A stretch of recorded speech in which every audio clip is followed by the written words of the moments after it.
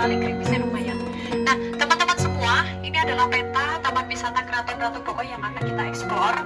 Luas keseluruhan situsnya itu sekitar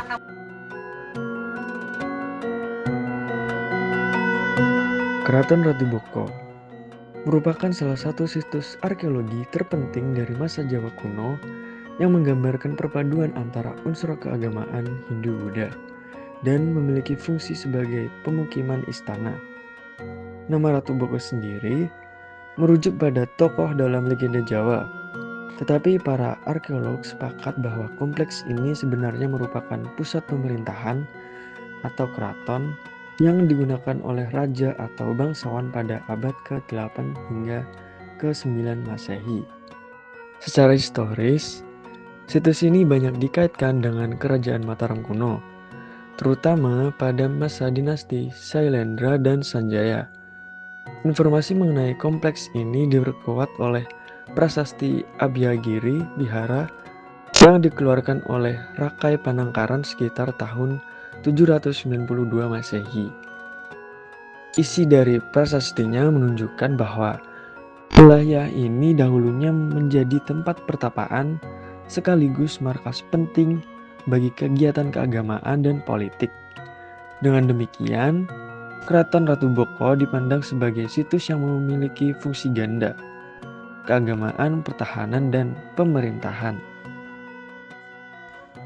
Secara geografis, Keraton Ratu Boko terletak di Dusun Dawung dan Sumberwatu, Desa Bukoharjo dan Desa Prambanan, Kecamatan Prambanan, Kabupaten Sleman, Yogyakarta. Letaknya berada di perbukitan setinggi kurang lebih 196 meter di atas permukaan laut, sehingga memberikan pemandangan langsung ke Candi Prambanan di bagian bawah.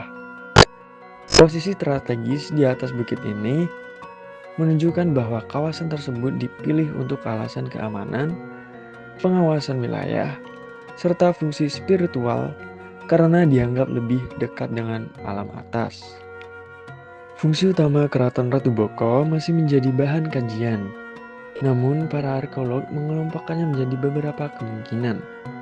Yang pertama, sebagai kompleks keraton atau istana yang digunakan oleh pejabat tinggi kerajaan. Hal ini terlihat dari struktur bangunan berupa gerbang megah, pendapa, dan kolam pemandian. Yang kedua, situs ini juga berfungsi sebagai vihara atau pusat keagamaan, sebagaimana disebutkan di prasasti, terutama bagi para pertapa. Dan yang terakhir, posisi bukit dan keberadaan benteng serta parit kering menunjukkan bahwa kompleks ini sekaligus berfungsi sebagai kubu pertahanan atau tempat yang mudah diamankan. Bagian-bagian Keraton Ratu Boko menunjukkan kompleksitas bangunan, menegaskan bahwa tempat ini bukan sekedar candi, tetapi kawasan elit yang luas. Kompleks gerbang utama menjadi titik masuk yang megah, dengan 2 lapis gapura bergaya Hindu-Buddha yang mengesankan.